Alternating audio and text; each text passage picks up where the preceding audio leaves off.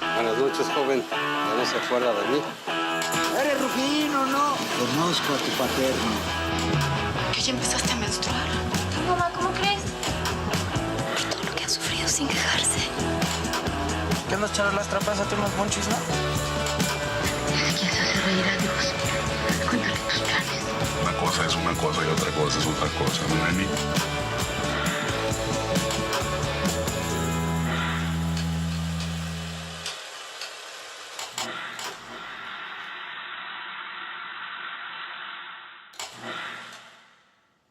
El violín es una cinta del 2006, producida, dirigida y escrita por Francisco Vargas, un cineasta egresado del Centro de Capacitación Cinematográfica. Esta escuela de cine apoyó su producción junto con el Fondo Estatal Fidecine y otras empresas privadas que creyeron en esta muy bien lograda ópera prima. En esta película, un anciano violinista se ve envuelto en su pueblo en un conflicto militar entre el ejército y un grupo guerrillero local en el que participa su hijo. Lo interesante de este relato es que la música tiene la capacidad de acercar a los antagonistas, en este caso al viejo violinista don Plutarco, Ángel Tavira, con el capitán del ejército encargado de la represión del grupo, interpretado por Dagoberto Gama. Otro de los aciertos del violín es que su director logra un alto grado de realismo y veracidad al mezclar en su reparto a los pobladores de las locaciones donde se filmó la película con los actores profesionales que actúan en ella. Por otra parte, la espléndida fotografía en blanco y negro de Martín Bueje le imprime un tono documental a la cinta que refuerza su intemporalidad. Hice radio, un programa de música tradicional mexicana, música popular. Y entonces decidí hacerlo acerca de la música de Tierra Caliente, que es una de las que me encantan y particularmente pues uno encuentra ahí músicos virtuosos. Fui e hice un documental a Tierra Caliente con la intención de cubrir la cosa académica de la escuela, pero al mismo tiempo de hacer una película que me interesaba.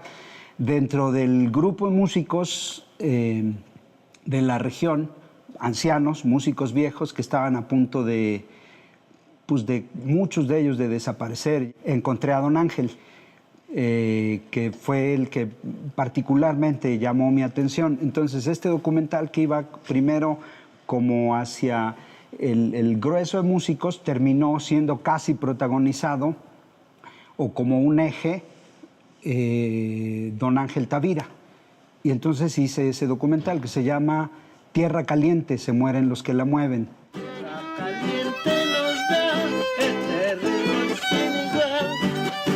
La tierra caliente y sus modos de gozar, y sus modos de gozar. Ahí fue donde conocí a don Ángel, pero de alguna manera eso no tiene nada que ver con el violín. Yo trabajé en todo. Yo era campesino, yo era orfebre, yo era músico. El violín era otro proyecto que yo traía en mente y que venía como trabajando, imaginando desde un tiempo antes, y que cuando se llegó el momento, otra vez esta idea de querer matar dos pájaros de una pedrada, de hacer la tesis para la escuela, entonces yo lo que propuse fue que en lugar de hacer una tesis, ¿por qué no filmaba de una vez la película y la proponía como un proyecto de largo? Obviamente me mandaron al diablo, como debería haber sido. De alguna manera la semillita de esta película surgió en un taller del maestro Fons. Él era mi maestro y nos pidió una sinopsis para un ejercicio, para la tesis en realidad, y yo llevé una sinopsis que tenía de esta película. Entonces fue cuando surgió la idea de unos músicos itinerantes que tienen que venir a una ciudad y tocan. Y entonces, de hecho, siempre que los veía en la calle, estos músicos que luego están ahí tocando en la calle con su acordeón y su trompeta y su tambor y su violín y tal, uno se pregunta, ¿cuál es la historia que está atrás de estas personas?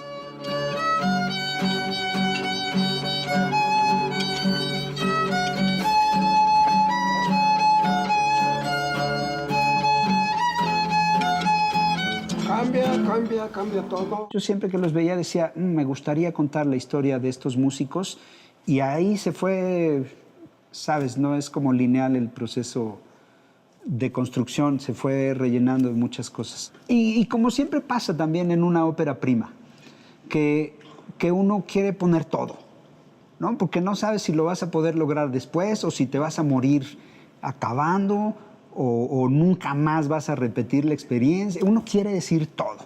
Y entonces yo quería meter ahí como la música, la guerrilla, el tema indígena, ¿no? La injusticia, el dar voz, convicciones ideológicas personales, ¿no? Desde que me invitó a fotografiarla Francisco, pues también me invitó a pertenecer a ella y a impulsarla. Así que pues empujé desde la producción a buscar financiamientos y demás. Y lo logramos. Bueno, la filmamos en Ixtapaluca y en varios pueblos de ese municipio. En Ixtapaluca, en San Francisco, Acuautla, en Coatepec y en La Lobera, que es como carretera Puebla, la carretera federal hacia Puebla. Sí, son varias comunidades. Muchos de ellos me conocían, muchos no. Sin embargo, creo que pudimos trabajar espléndido porque tenían la disposición de estar, entendían el proyecto, querían que se filmara ahí, ¿no? Deseaban que saliera bien. 90% no son actores, en realidad eran muy pocos actores. Y no por una cosa digamos, era una decisión estética. El que no hubiera actores en todo respondía a la necesidad de darle un naturalismo absoluto, ¿no? Que la sensación de realidad fuera contundente. Estaban muy metidos también con la historia. Entonces, digamos que todos se apasionaron, a final de cuentas, por el papel que estaban haciendo y lo hacían de una manera tremendamente realista. Entonces, se involucraron ellos también en la película y eso lo sentíamos nosotros con la comunidad.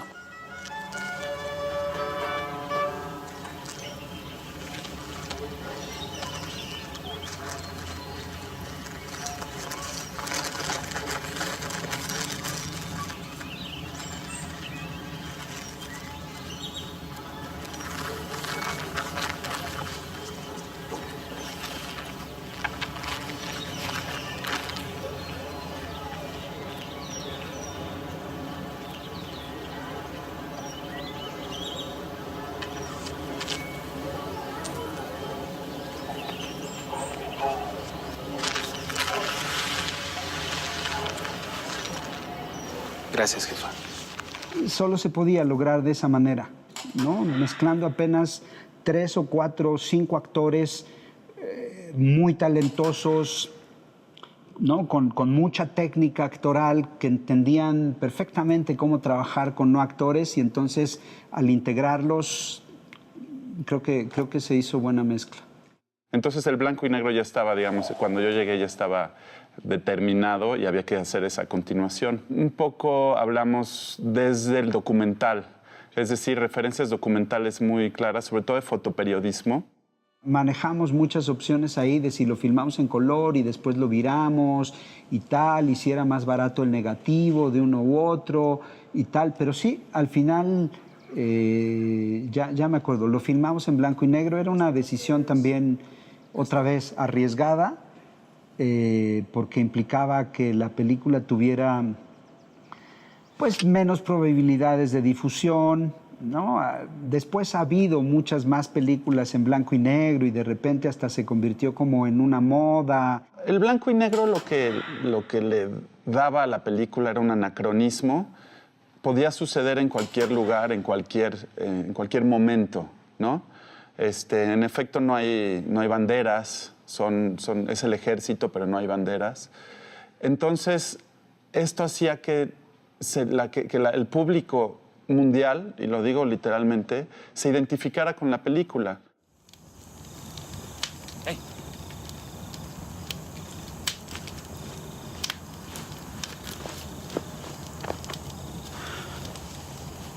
¿Qué pasó? Nada. compas se fueron para el Cerro de las Flores.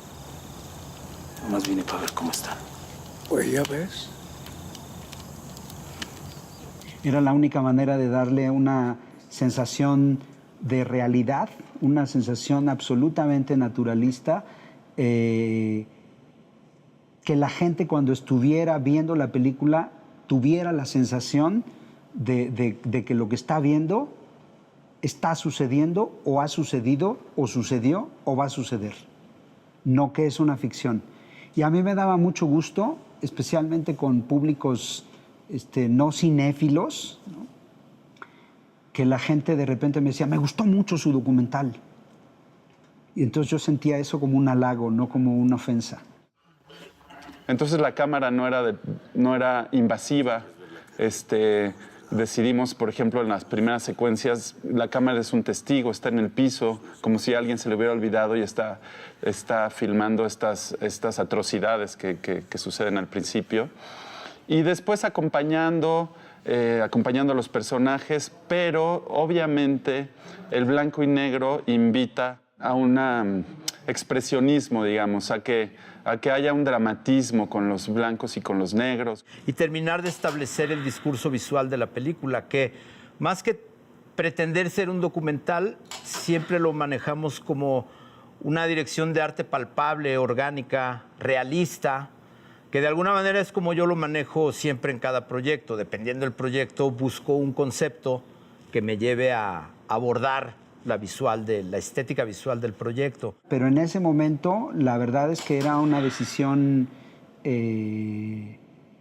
muy arriesgada, pero que sin embargo había que hacerla así, porque, digamos, en términos estéticos, en términos conceptuales, la única manera de contarla tenía que ver con el blanco y negro.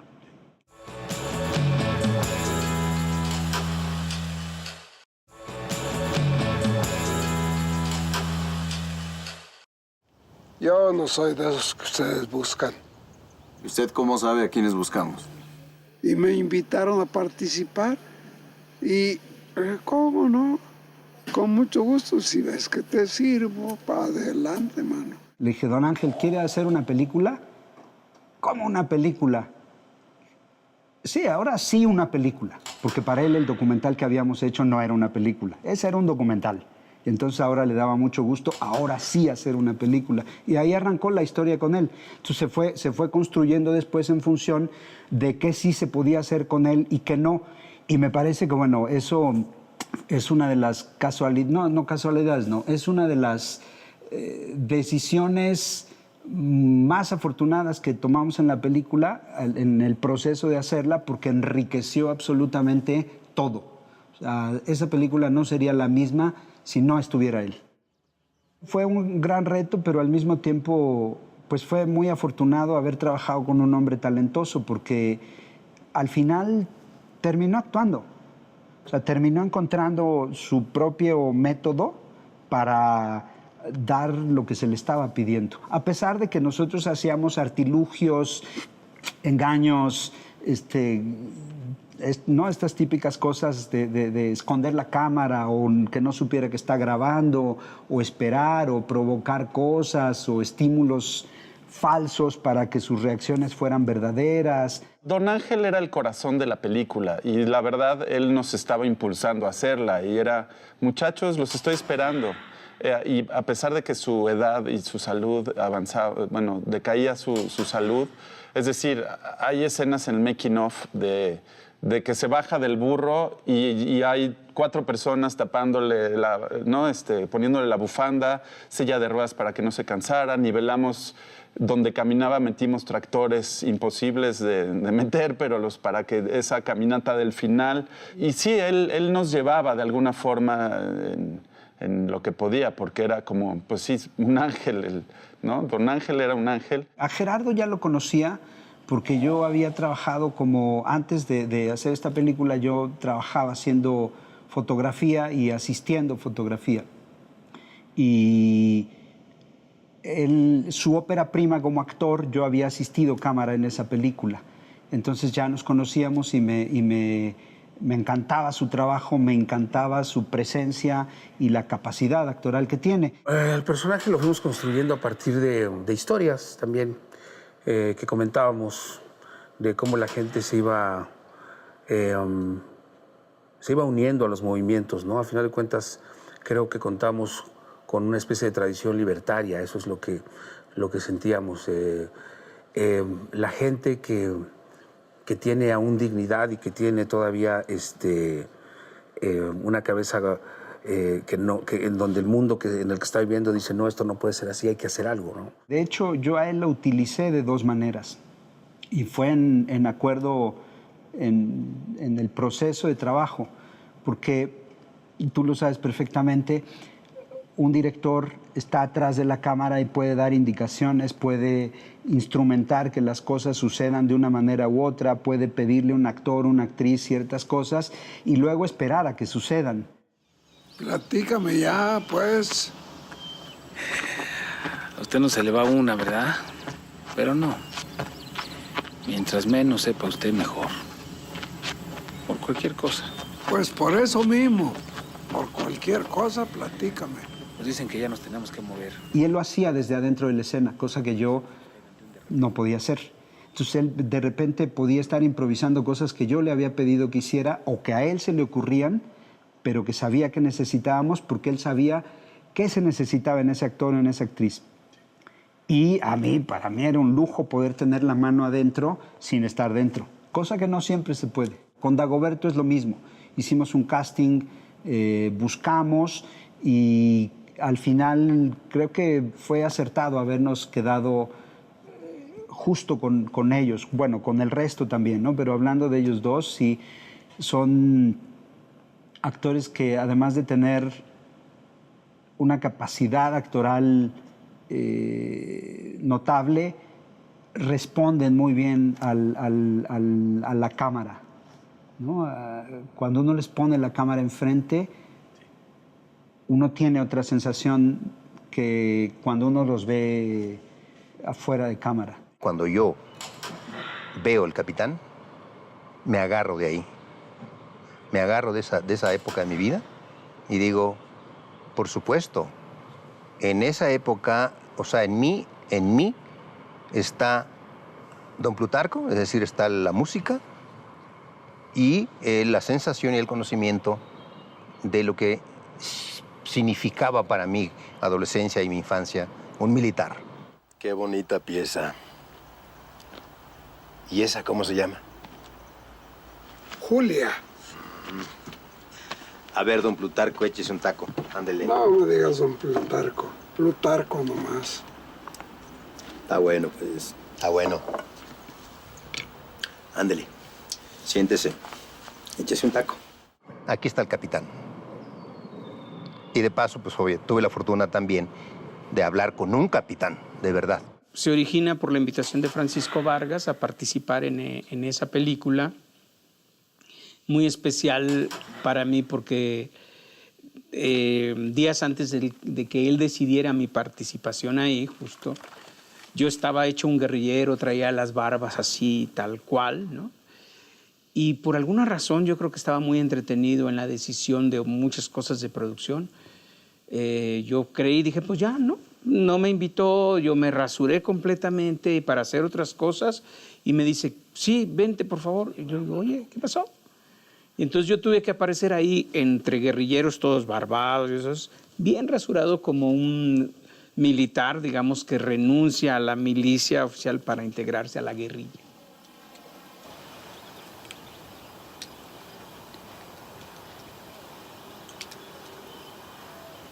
Hay que mandar unas compañeras a que las busquen en el cuartel de las Salinas. Ahí las deben de tener.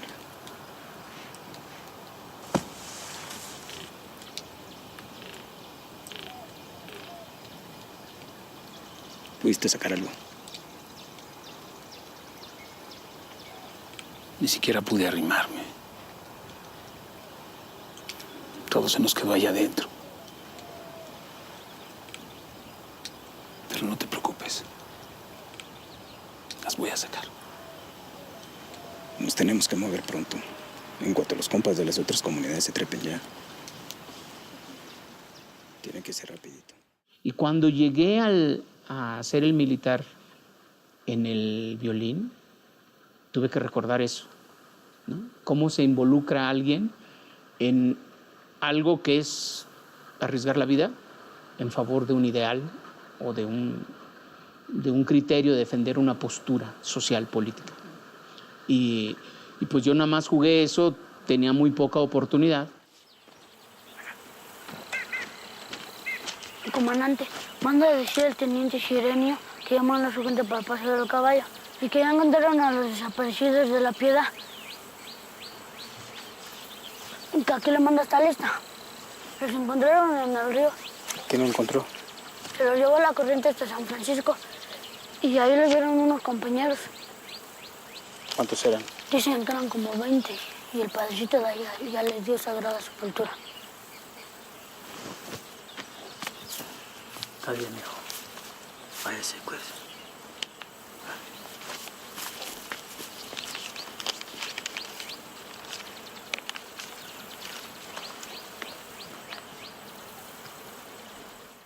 Nos involucró en la historia que él quería contar. Y entonces cuando nosotros vimos todas las cosas como adversas para filmar, condiciones así de que teníamos que viajar 1 hora del lugar donde estábamos hacia la montaña, donde no había comunicación telefónica y nosotros estábamos apenas pues acostumbrarnos a tener un celular en la mano, ¿no? y a comunicarnos permanentemente. Y luego a comer lo que había, lo que podíamos, y a dormir poco porque donde nos hospedábamos no era el lugar más ideal, pues, para una producción. Pues eso no importó para poder contar una historia de guerrilla. En ese sentido, pareciera que el formato de la producción de la película, el esquema de producción, estaba hecho para estimular a nosotros los actores a ingresar al mundo de la guerrilla, ¿no? Como si ganar una guerra o como si hacer la película fuera ganar nuestra guerra, ¿no? Teníamos así como en los actores, no actores con apenas pocos profesionales, el resto del equipo era igual. No profesionales, chavos nuevos, que ni idea muchos de ellos tenían de cómo se hacía una película, con apenas unas cabezas que pudieran como anclarnos y decirnos, cuidado con esto, cuidado con aquello, se están perdiendo. Entonces eso hizo todavía más complicado el filmar pues toda la película, toda. Ya desde ahí Francisco lo tenía muy bien planeado, que es lo que finalmente da pie a un diseño de producción, como lo conocemos ahora.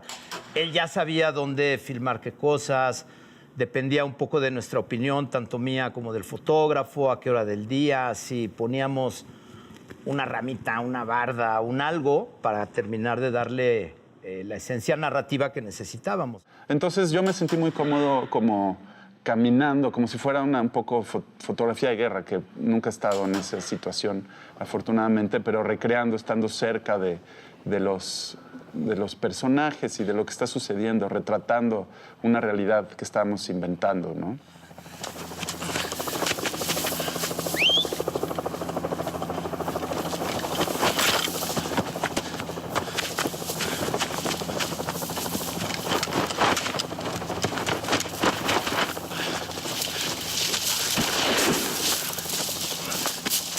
Hablamos mucho de eso y Martín es un fotógrafo muy talentoso. En ese momento también estaba despegando, pero pues, ya era muy talentoso desde la escuela y yo había visto cosas de él y además la forma de trabajo congeniábamos mucho en cuanto a disposición de resolver, ¿no? de hacer. Entonces, no, hablamos muchísimo de la película y de todas las cosas que él quería experimentar y tomábamos decisiones juntos de dónde iba la cámara, de cómo resolverlo.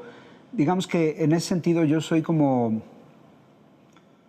muy determinante, estricto y autoritario en ciertas cosas, porque las tengo muy claras y digo, tiene que ser así, nunca autoritario o impositivo, sino justificando y explicando por qué, pero en otras soy absolutamente abierto.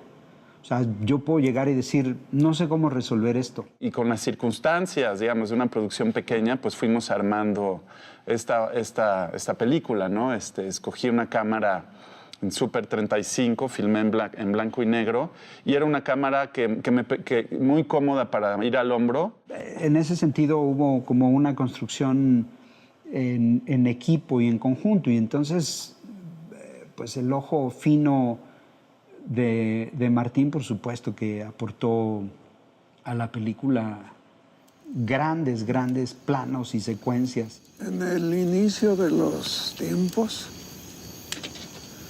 los dioses hicieron la tierra, el cielo, el fuego, el viento y los animales.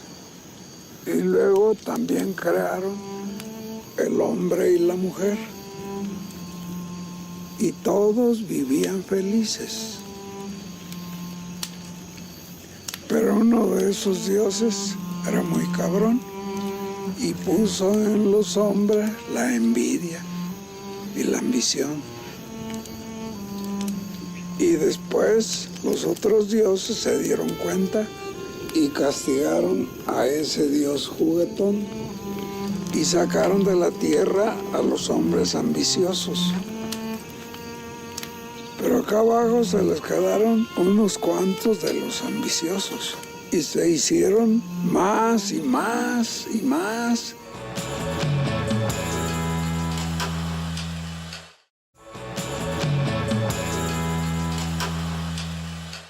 Te mentiría si te dijera que, oh no, esta secuencia fue fácil y en realidad no. En realidad yo creo que toda la película fue muy complicado filmarla, pues porque primero era mi primera película, la mayoría del crew que estuvo ahí, del equipo de trabajo que estuvo ahí, eran novatos, también era su primera película. Cuando yo le empecé a explicar a Francisco lo que pretendía hacer, pues él también lo empezó a escalar un poquito, ¿no? Ah, pero entonces si va a haber eso, entonces ya que haya una rocola, y entonces si va a haber eso, entonces sí que bailen. Entonces empezó a construir mucho más dinámico, con mucho mayor dinámica, pues toda esa secuencia. Y al final el lugar pues tenía el cuarto perfecto para la cama, que esa cama la construimos, todo para hacer la entrega de las armas y tal. Entonces sí fue un set que yo creo que fue el que más cuidamos de la película.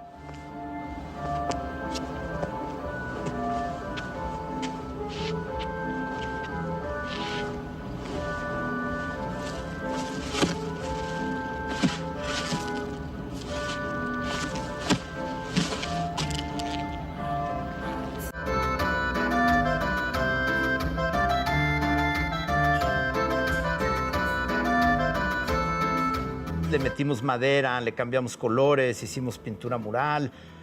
Y en realidad eso lo que era una pulquería muy sencilla, de mosaico, que Francisco en un momento decía, a mí me funciona como está, realmente no estoy buscando nada más, pero yo ahí sí insistía a decirle, creo que aquí sí necesitamos un entorno, un ambiente, una atmósfera más propicia para lo que vamos a contar. Entonces me dio libertad de hacerlo y sobre todo me dijo, bueno, pues el que se está metiendo en problemas eres tú. En esa secuencia de la cantina teníamos, sí tuve tiempo y había suficiente espacio para poner luces.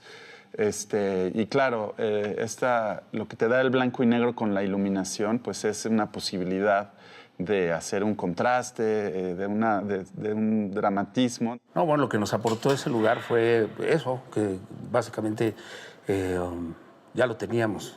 O sea, Artes hizo un montón de cosas, pero se sentía, y como la gente era de ahí, entonces se siente más todavía, ¿no? Es como eso, más bien nosotros nos metíamos como al documental, más que estuviéramos haciendo ficción, sino sentíamos que eso estaba realmente pasando. Cómo filmamos las miradas, está todo como un poco relojito lo que está sucediendo. Entra un personaje, pasa una pistola, están viendo, ves cómo vas descubriendo poco a poco lo que sucede y después se meten al traspatio y pues bueno, descubres que es un prostíbulo. y es un lugar pues lúgubre, ¿no? Y ahí es el intercambio de armas y al mismo tiempo afuera hay una situación. Es decir, va a entrar la policía, pero hay un borracho que se hace, un halcón, digamos, un ojo que se hace el borracho, pero en ese momento lo que estás generando es tensión.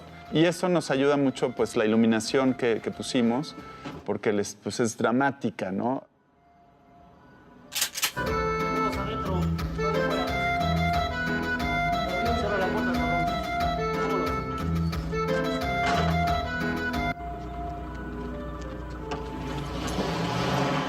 Entonces hay ahí un buen contrapunto, ¿no?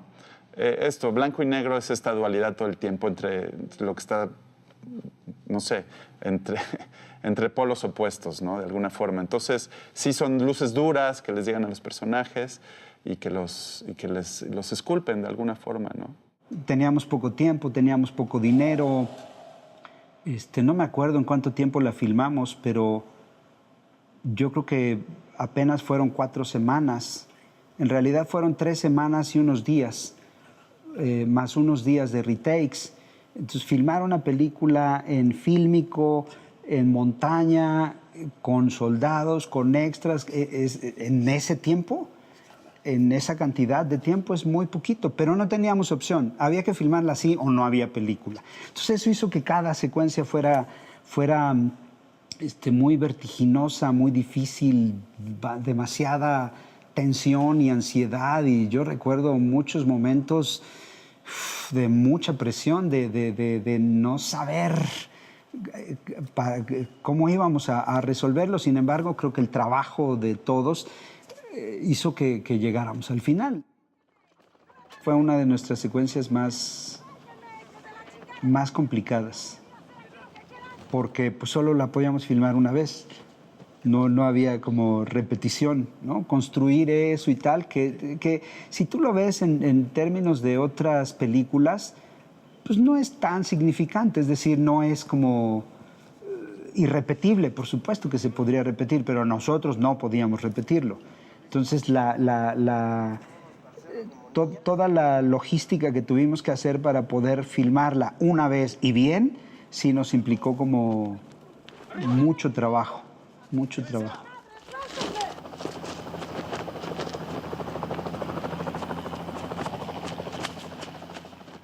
Estaría bueno también que entrevistaras a Claudio Pache Contreras, que hizo arte, porque él terminó resolviendo también muchas cosas que en otros casos hubiera dicho, eso a mí no me corresponde, ¿no? Pues traigan a los defectos especiales.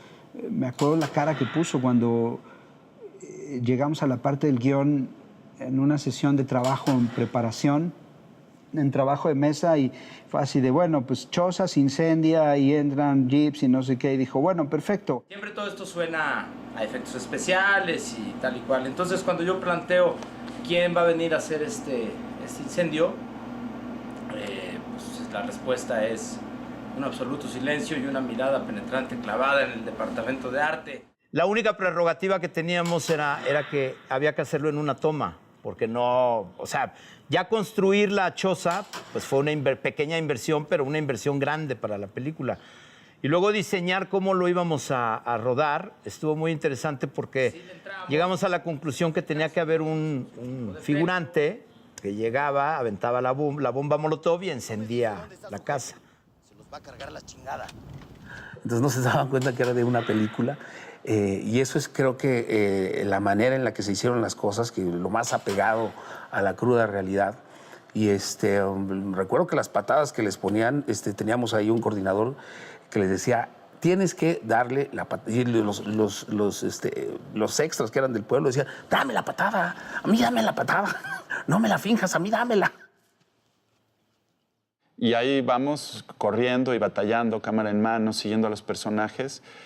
Y incluso pues no había efectos especiales, era Pache, el director de arte, con su esponjita y su petróleo incendiando y medio irresponsable, echando una columna de humo bastante grande, y los extras y actores ahí como sintiendo el calor y ya no aguantamos y aguanten y aguanten. ¡Vámonos! ¡Arriba! ¡Arriba! ¡Arriba! ¡Antes! para ver la cara. Cuando hicimos la escena, teníamos varias cámaras planteadas por varios sitios y empezamos a ver cómo los extras no se podían quedar quietos. Entonces Francisco gritaba, que no se muevan, que no se muevan. Y en un momento volteé y me dice, ¿por qué se moverán? Le digo, tú has estado cerca del fuego a 5 metros, ve el tamaño de la llama. Porque realmente les estaba dando la resolana del calor, ¿no? Entonces, pues sí, por eso la escena es tan brutal, porque lo que está pasando es totalmente orgánico. No es que fuimos irresponsables y los teníamos muy cerca del fuego. Simplemente fue que pues, el tamaño de llama que logramos, pues sí, generó una onda de calor bastante amplia. Recuerdo que lo que yo veía desde la piedra, que era como los tenían hincados, y los tenían amenazados los militares con las manos en la cabeza, se volvió portada de la revista Proceso en un momento, y la gente pensaba que eso lo que estaba viendo era real.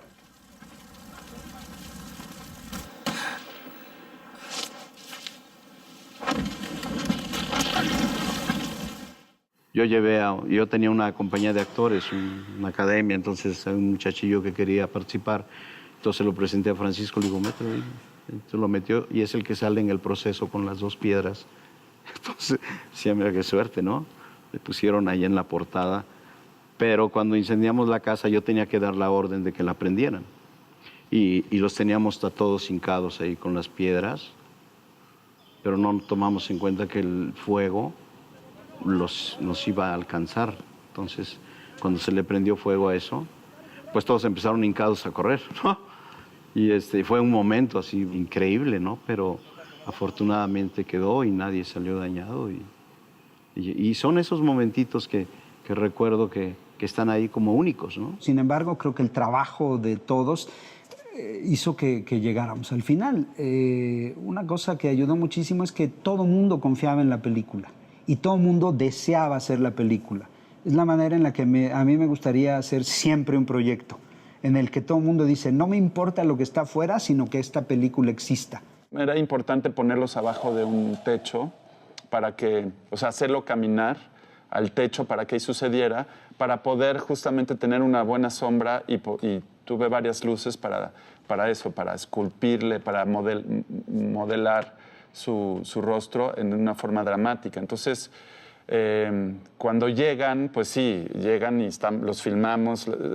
Muchas veces es cuestión de poner la cámara y encontrar los ejes de mirada y ya, ¿no?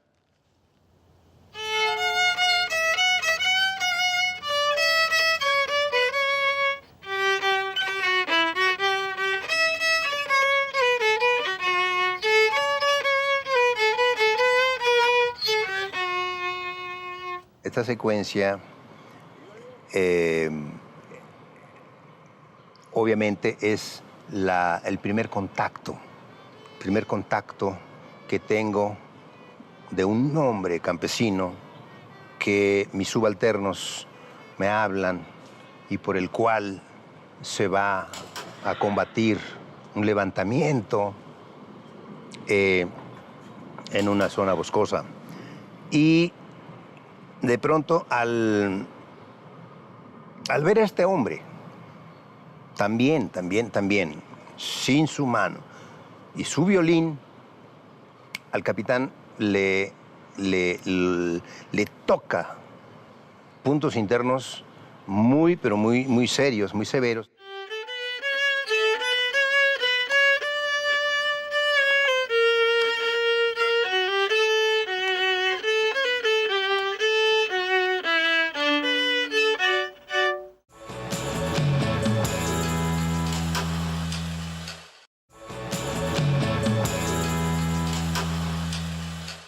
Y unidos puntualmente por el asunto de la música, ¿no? que significa también origen, raíz, tradiciones, ¿no? Misma cultura y un amor que tienen ambos. Y es una cosa como de contradicciones, es decir, lo que uno tiene, el otro no. ¿No? El otro desearía y sin embargo no pueden transformar sus realidades, por más que luchen por transformarlas. Pero poco a poco, digamos, se van a ir acercando mutuamente, sus intereses realmente se van a juntar después y se van a cruzar, digamos. A ver, Plutarco, préstamelo tantito.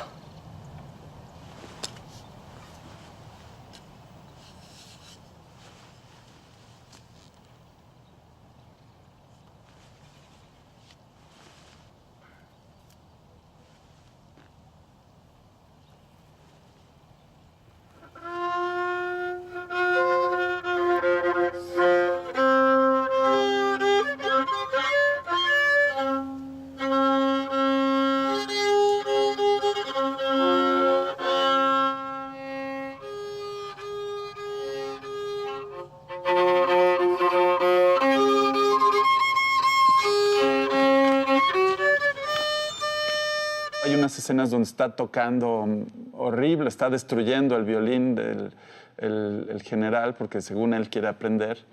Entonces ahí hay un acercamiento empático, pero no lo sabe tocar. Ahí es donde vemos al hombre, al ser humano, a la sensibilidad, ¿no? A la verdad, a la honestidad y pues quiere tocarlo, ¿no? De ahí que veamos a un capitán, pues sí, obviamente torpe, que pues casi rompe las cuerdas y pues don Ángel también lo vemos abrirse porque no deja de tener ahí como al perro bravo. A mí me hubiera gustado aprender a tocar algo, pero no hubo manera. ¿Y eso? A mi padre lo mataron cuando yo estaba escuinclito. Y de ahí, pues, tuvimos que andar a salto de mata. No teníamos ni para tragar. Qué chingados íbamos a andar aprendiendo a tocar algo.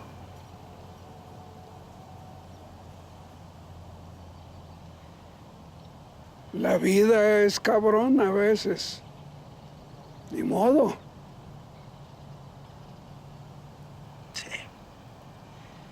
Ya luego, pues, me metí a esto. Y ya ves, se le olvida a uno. Hay una construcción de estos dos personajes, del general y don Ángel, que trata de humanizar, ¿no?, el conflicto, pues, ¿no? A pesar de todo, venimos del mismo lugar, ¿no? Somos hermanos, pero estamos en conflicto. No, absolutamente. Un poco, incluso conceptualmente, la película está planteada así. Es decir, al final somos seres humanos, somos iguales, solo las condiciones, el contexto, ¿no?, y las dificultades sociales nos han puesto en los bandos contrarios. Pero en esencia somos hermanos, ¿no? Provenimos incluso no solo como seres humanos en este planeta en el que habitamos e independientemente de la raza, la cultura o el color, somos iguales. Incluso venimos de la misma raíz, del mismo origen, padecemos las mismas circunstancias jodidas, tú y yo. Solo tú estás en el lado equivocado y sin embargo te toca estar ahí. Y al momento en que el militar reconoce que estoy en el lado equivocado, estoy en el lado jodido, sin embargo tengo que estar aquí.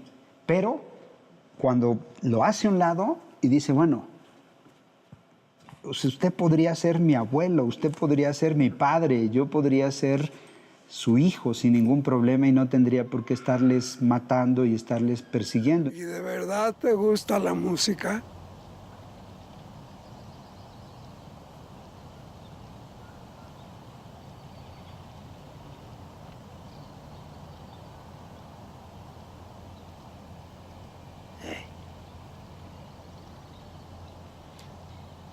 Si quieres, yo te enseño. ¿De veras? ¿Hey? ¿Y crees que yo todavía podría? Si quieres, puedes. Aunque Perico Viejo ya no habla, pero sí puedes.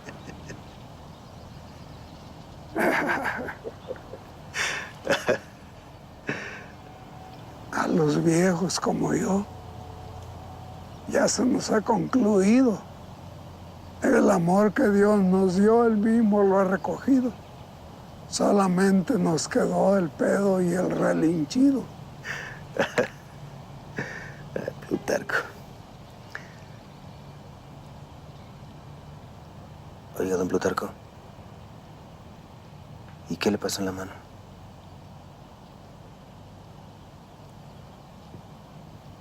¿Cuándo nos van a dejar en paz? Aquí no hay eso que ustedes buscan.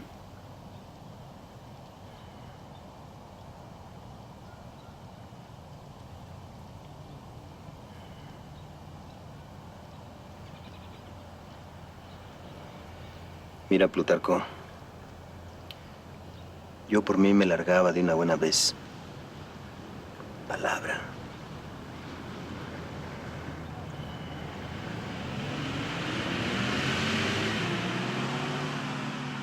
Vamos a entender por qué es capitán también. Es obligado. Él tenía, digamos, un deseo joven de ser otra cosa. Probablemente músico. Quería... El violín le despierta todo lo que realmente él quería ser. El personaje de Plutarco, ahí también vemos una sensibilidad social, si quieres, ¿no? Una necesidad de la justicia. No es que él quisiera las armas y arrebatar, no.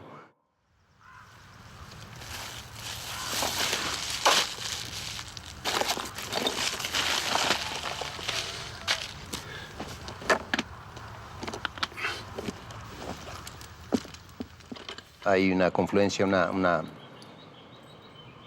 punto donde vemos a los seres humanos, a dos seres humanos con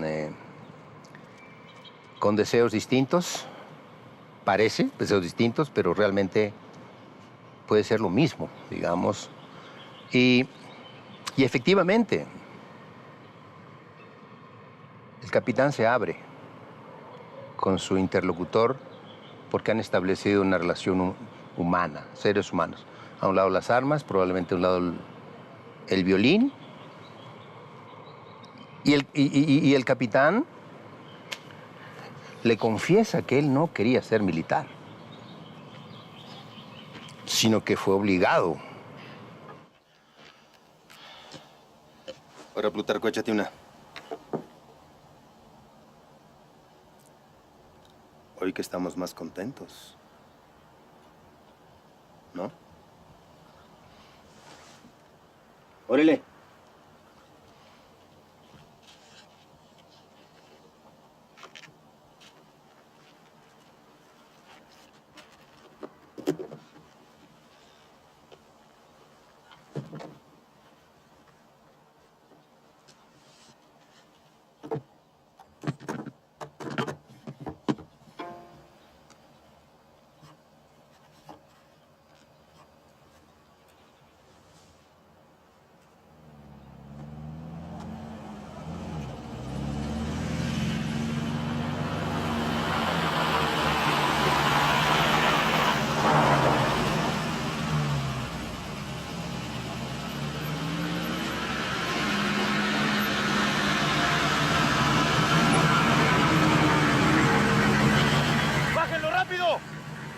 ¡Rápido! ¡Bájalo! Dámelo. ¡Rápido, rápido!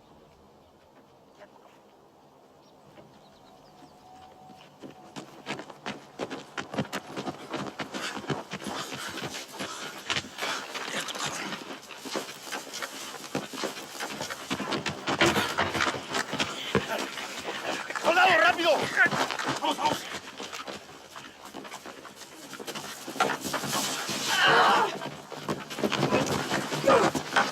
¡Métela rápido! ¡Soldado, rápido! ¡Por los demás! ¡Rápido!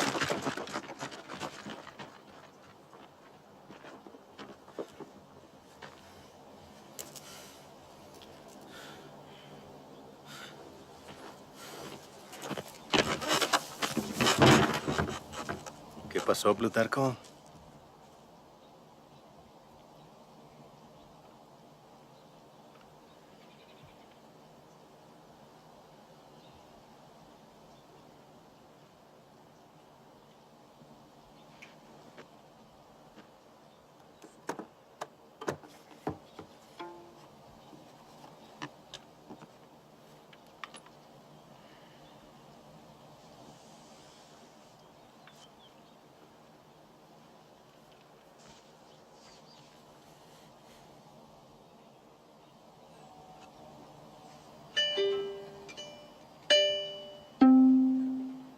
Tóquele, viejo.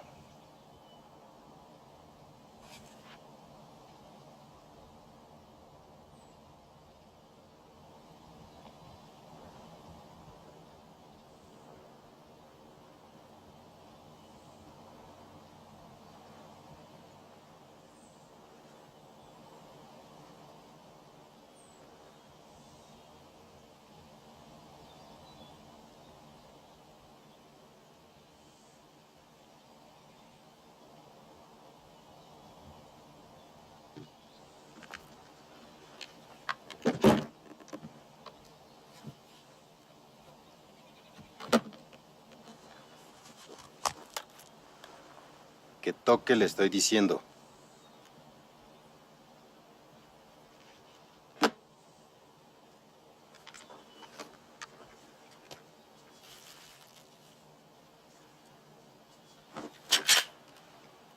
Le estoy ordenando que toque.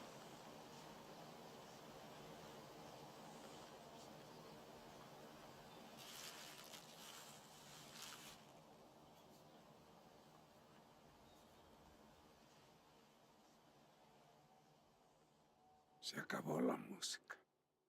Hay varias premisas en las que fuimos como cimentando el desarrollo de la película y una de ellas era como la ausencia es presencia. Y entonces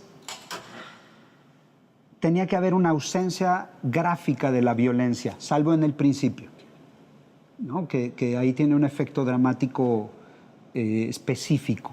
Pero en el resto no tenía que haber, incluso tenía que haber lo contrario. Entonces eso, el final responde como a esta premisa de justo lo que necesitamos es no verlo, no al contrario.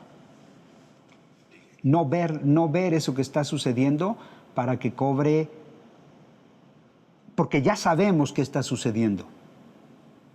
¿Sabes? A mí me gusta mucho una cosa que me remitía mucho a eso y que era como una referencia. Hay una secuencia en una película de Angelopoulos, Paisaje en la niebla, paisaje detrás de la niebla, paisaje en la niebla. Cuando la niña sube al camión y se cierra y la mete el chofer y entonces pues evidentemente lo que está haciendo ahí es violarla. No necesitas verlo ni oírlo. Y es de un poder, ¿no? Durante muchos años esa fue una de mis películas predilectas. Y entonces ese era uno de estos referentes de cómo algo que no se está viendo y que se está escuchando no gráficamente, sino incluso de otra manera, puede ser de un poder absoluto. Y yo me acuerdo el dolor que me causó siquiera ver cuando la niña iba subiendo y luego cuando estaba dentro, a mí me destrozaba. Así de, era impactante. Entonces es un poco la premisa que nosotros estuvimos usando y al final había que rematar de esa manera y creo que funcionó.